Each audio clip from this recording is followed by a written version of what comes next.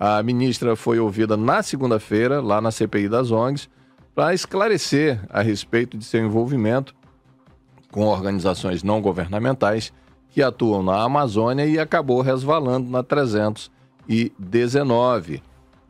Na sessão, ela defendeu que não há necessidade de reconstruir uma estrada que não esteja associada com um projeto produtivo.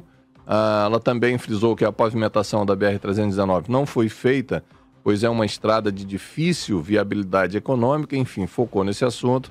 Na defesa dela, ela disse também que não é a única culpada, porque já passaram vários governos, houve também um compromisso do governo anterior, inclusive do vice, que disse que ia comer a boina se essa BR não fosse asfaltada. Eu lembro bem, tá gravado, estamos aguardando ele comer a boina. Eu tenho o tempero da minha avó, inclusive, para oferecer para ele aí. Pois é, e nesse balanço todo aí, o que você achou, hein, Diogo? A Marina Silva me parece uma estrela que criou algum brilho em algum momento, ninguém sabe por quê, parece que foi um personagem criada, porque afinal de contas, o que ela trouxe de real, de verdadeiro para a região onde ela vive? O que ela quer dizer com uma coisa dessas? Que é difícil entender. Será que ela... Não é possível que ela quisesse dizer que todo mundo tem que fazer como ela, de andar só de avião ou de helicóptero e assim por diante. Não é possível que tenha sido isso. Ou provavelmente ela não viu aquela fantástica matéria que você fez recentemente, viajando, se não me engano, 19 horas ou 17 horas de 19 ônibus. horas. E 19 horas. A gente não tem palavras para dizer uma coisa dessas. Essa é a realidade. Quer dizer, a estrada já está lá, ela já existe. Se fosse para falar em dano ambiental, em alguma coisa assim, ela já estaria. Agora, quer maior dano ambiental do que deixar as pessoas sem comunicação? Sem possibilidade de ter alimentação mais em conta, de visitar seus parentes, de ir ao trabalho, voltar ao trabalho, de transportar os produtos agrícolas da região. E isso sim é desastre ambiental, você querer largar as pessoas ao léu, até porque as pessoas de alguma maneira vão acabar tendo que abrir seus espaços para viverem, não tem jeito. É preciso entender que, lógico, o progresso tem que ser feito com cuidado, com parcimônia, mas ele tem que ser feito. As melhorias para a vida das pessoas têm que acontecer. Eu não vejo lógica, não vejo a menor lógica.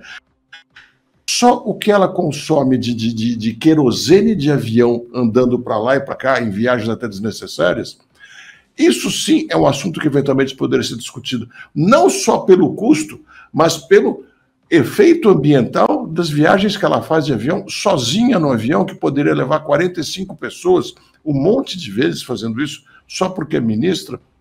Não há a menor explicação, a menor justificativa. Eu acho que é para ficar realmente revoltado, incomodado. Dá a impressão que é daquelas coisas que ela falou da boca para fora, não sabe nem por que falou. Parece não ter noção do que seja a Amazônia, ela que nasceu na Amazônia. Não vejo nenhuma explicação lógica, a não ser revolta. Num governo que quisesse se mostrar digno, sério de verdade, e mesmo teria que trocar essa ministra imediatamente.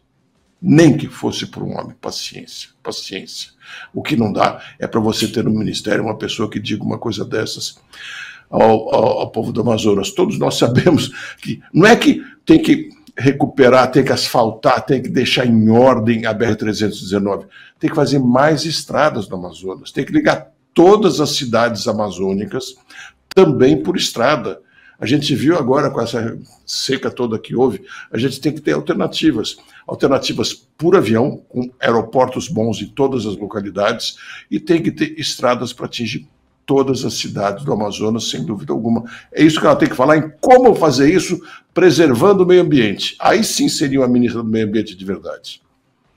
Bom, Diogo, um outro tema também deixou bem movimentada as redes sociais no dia de ontem, é que o deputado federal André Janones, do Avante de Minas Gerais, negou ontem que tenha participado de um esquema de rachadinha, não é, que é o nome do repasse antiético de salários de funcionários, muitas vezes ocorridas dentro de casas legislativas, país afora, e junto aos seus assessores.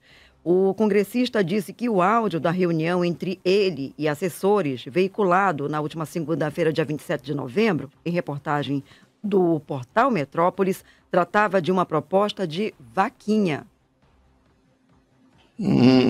Vaquinha. Vaquinha, não é rachadinha, vaquinha. Mas é fantástico, a gente troca o nome e aí pode fazer. Né? Como nós vimos, inclusive, naquelas discussões sobre mensalão. Não era mensalão, não era mesada, era caixa 2 de campanha. Caixa 2 de campanha, mas como assim? Caixa 2 de campanha pode, isso tudo bem? Quer dizer, se a empresa faz um caixa 2, ou se a própria pessoa física faz um caixa 2, ela está sujeita aos problemas. Né? Que vaquinha, não tem dúvida. O que acontece aí é que era um deputado do baixo clero, e os deputados do baixo clero fazem isso com muita frequência porque eles estão longe dos holofotes. Não tem graça colocar na imprensa uma rachadinha feita por um deputado desconhecido. De repente, ele virou uma personalidade pelas redes sociais. Ele aprendeu a degladiar nas redes sociais e cresceu fazendo confronto com o bolsonarismo. E com isso ganhou as graças do governo Lula. Né? Não do governo Lula, porque não era governo ainda, do Lula e do petismo em geral.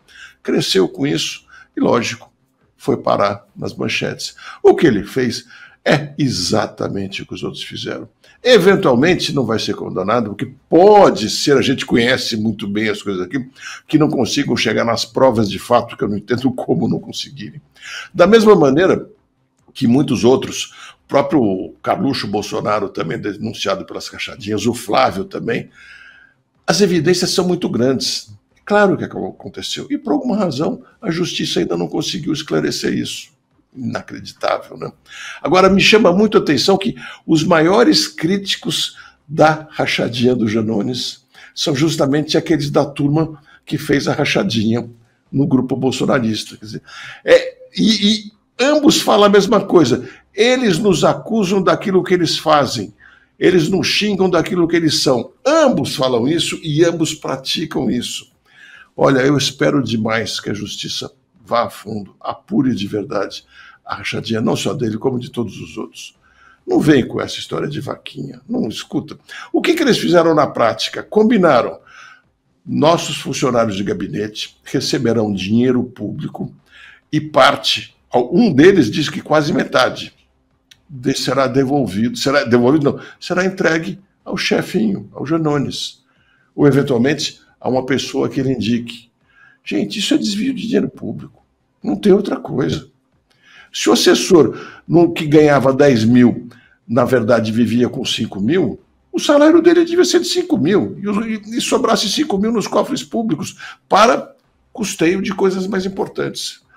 Tomara muito que a justiça vá à frente. Ele fez exatamente a mesma coisa que muitos dos críticos deles também fizeram e o acusam, e todos têm de pagar por isso. Temos que parar com essa história de querer normalizar essas coisas, achar que a rachadinha tem alguma justificativa se mudar de nome ou se ela for voluntária. Parece piada isso. Ok, Diogo, no nosso terceiro tema, o governo registrou um rombo de 75,1 bilhões de reais nas contas públicas no acumulado de janeiro a outubro deste ano, em valores nominais.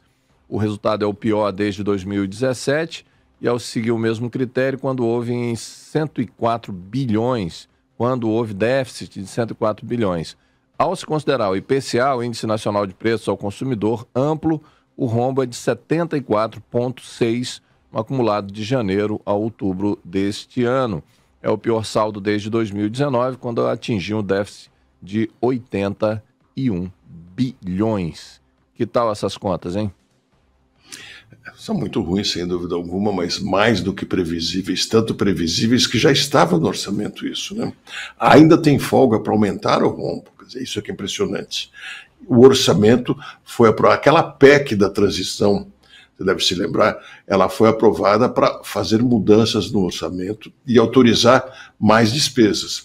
E mais, aquela PEC da transição, em dezembro do ano passado, ela também alterou a forma de fazer as contas do governo naquele ano de 2022. Imagine, em dezembro de 2022, alteraram a fórmula de calcular as contas do governo para tirar o Auxílio Brasil e algumas outras despesas do orçamento, como se não fossem do orçamento. Houve estouro também no ano passado.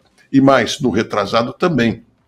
Você deve se lembrar que veio aquela PEC dos precatórios, que de repente apareceram precatórios para pagar. Precatório, para quem não sabe, são obrigações que o governo perdeu alguma ação judicial, ou, enfim, foi condenado a pagar para pessoas. A justiça disse: o governo deve.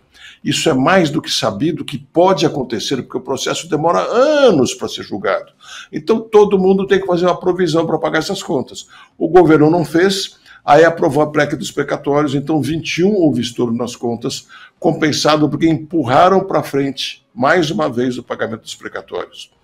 2022, o Auxílio Brasil, principalmente, e outras despesas geraram buraco, empurraram para frente.